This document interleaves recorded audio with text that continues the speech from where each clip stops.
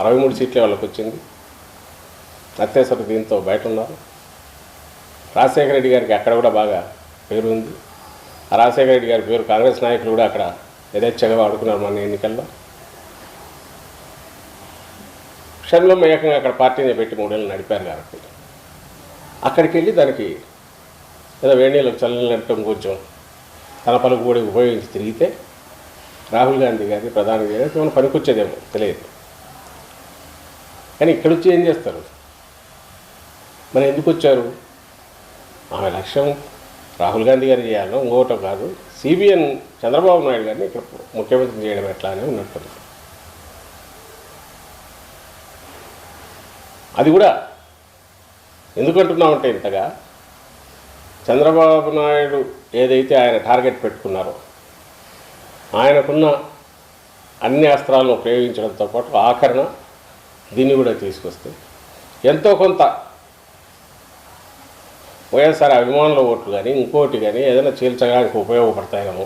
మళ్ళీ ఆయనకు so called anti incumbence ఓట్లు చేరకూడదు, మళ్ళీ అవి ఎక్కువ చేస్తే డేంజర్, అంతవరకే పోవాలి. అందుకోసమే టార్గెట్ మైనారిటీలు కానీ క్రిస్టియన్ మైనారిటీలు కానీ దళితులు కానీ వీటి గురించే మాట్లాడే స్పీచ్ తయారు చేసి పంపిస్తున్నారు.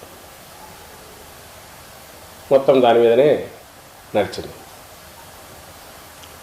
సో మేము అడుగుతున్నది ఒకటే, ఇంతకుముందు కొంత ప్రస్తావించాను.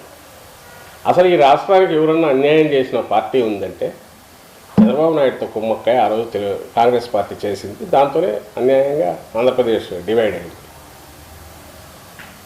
అడ్డగోలుగా డివైడ్ చేసి మనకు ఇటువైపు అవశేష ఆంధ్రప్రదేశ్ అనే చిన్న ముక్క మనకు ఇచ్చేసి పంపించారు. వితౌట్ డ్యూ జరగాల్సినవన్నీ ఇవ్వాల్సినవి మన హక్కులు ప్రొటెక్ట్ చేయకుండా, స్పెషల్ స్టేటస్ లాంటిది చట్టంలో చేర్చకుండా. ఈరోజు ఏమి అడుగుతున్నారు? స్పెషల్ స్టేటస్ గురించి ఎవరు పోరాడారు? అసలు పోరాడాల్సిన అవసరం ఉంది?